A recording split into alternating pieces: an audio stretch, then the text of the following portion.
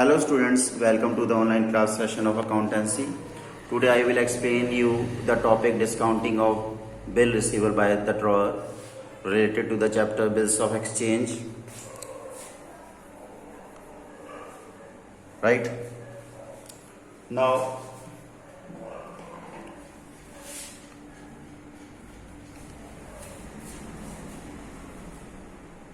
let me clarify the meaning of this topic first. Discounting of bill receivable by a drawer. Discounting means leaving some amount of bill receivable by the drawer, or say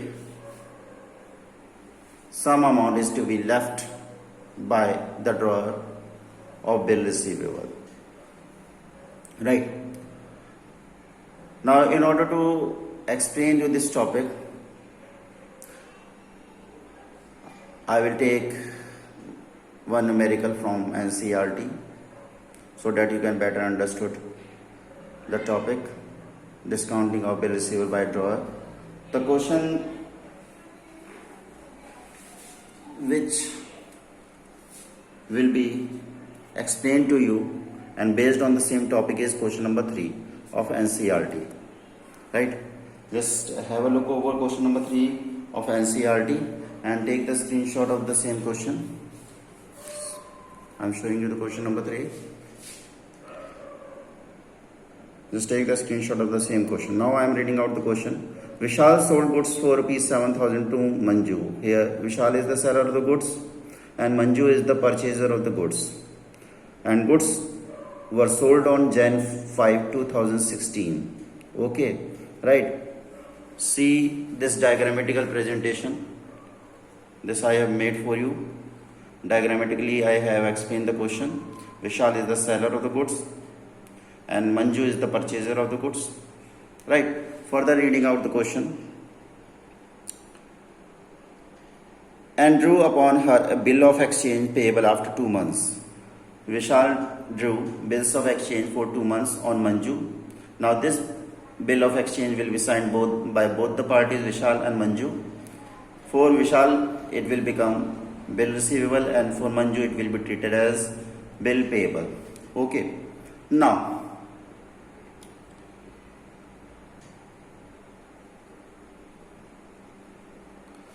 further reading out the question. Question number 3. Manju accepted Vishal's draft and handed over the same to Vishal after acceptance. Acceptance means Manju signed the bill of exchange and returned it to Vishal. So after signing or acceptance, the bill of exchange became bill payable for Manju and for Vishal it became bill receivable. This I explained you just now. Now Vishal immediately discounted the bill with his bank at the rate of 12%. Now this was the topic to be explained to you and this was the exact question on the basis of which I can explain you the topic. Right. Now see one arrow which is drawn downside. Okay. This arrow is showing that Vishal, the seller of the goods, having bill receivable, he discounted this bill receivable with the bank. Okay. And the rate is 12%. The due date is 2 months. Okay. Means Vishal, the seller of the goods, discounted this bill of exchange or say bill receivable with him, with the bank. And in return, what bank will do? Bank will discount the bill receivable. Discount means it will deduct some amount of bill receivable as his commission for his services, because bank has to wait for how many months? Bank has to wait for 2 months to receive the payment of the bill receivable, and that's why the discounting charges charged by the bank is at the rate of 12% for 2 months. After 12 months, for 2 months, the discounting charges will be charged and The amount which as a discounting charge will be charged is rupees 140,140. Means how much payment will be received by Vishal? 7,000 minus 140. 7,000 minus 140, that is 6,860. Right? So this was the explanation of the question. Now let us see how the journal entries or what journal entries will be passed in the books of Vishal, the seller of the goods. Now, already I read the question, and the date of transaction was Jan 5. Okay. On Jan 5, what happened? Vishal, the seller of the goods, sold goods to Manju. So Manju will be the debtor of the seller Vishal. Debtor, as we know, is shown on the debit side when it increases. Okay, so Manju will be shown on the debit side, and sales showing decrease in the goods, and goods come under the heading assets.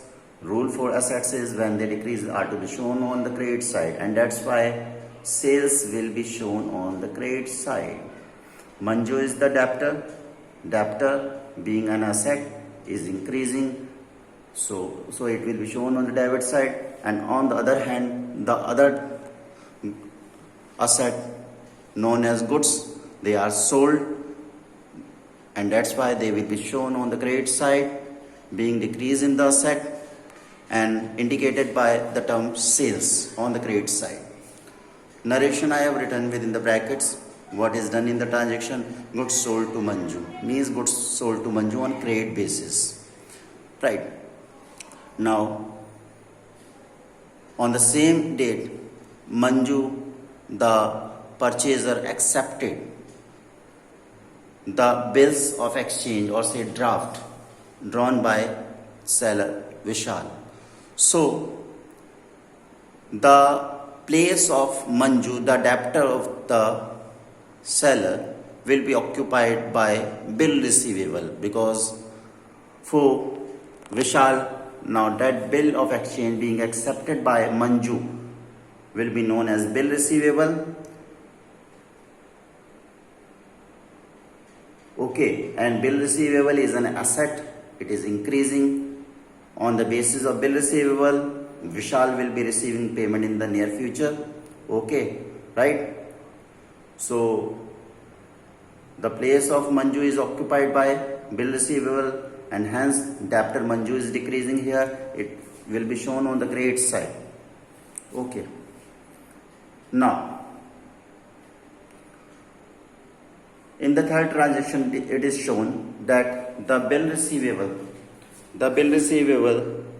in the case of emergency, that is on the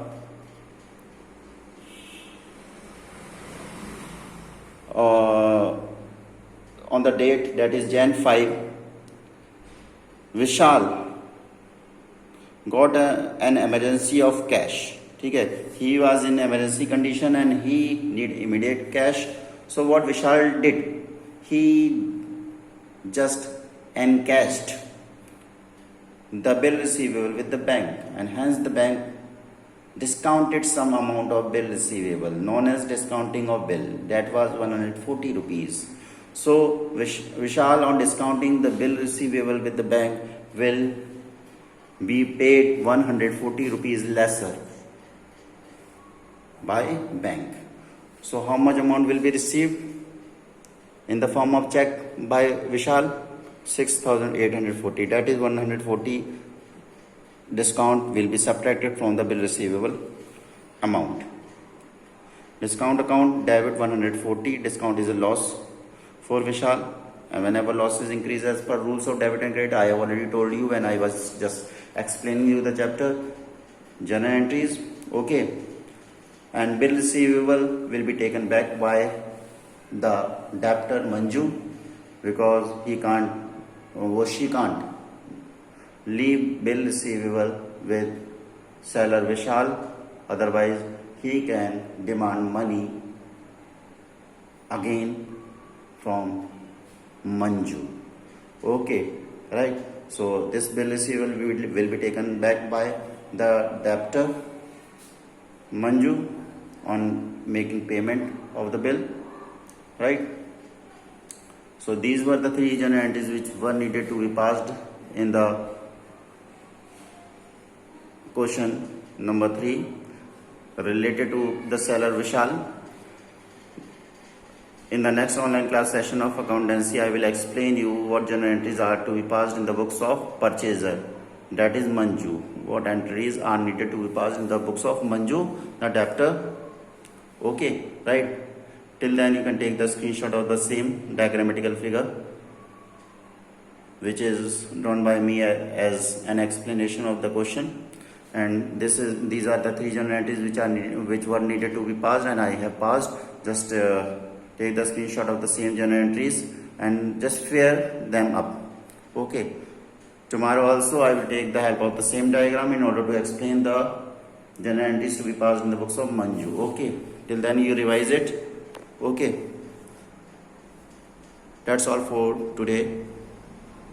I will provide you the explanation YouTube video link in your class group. I will share it. Okay, repeatedly you watch the video, and if any problem arises you can just contact me. Share your problem on my personal WhatsApp number. Okay, till then, have a nice day.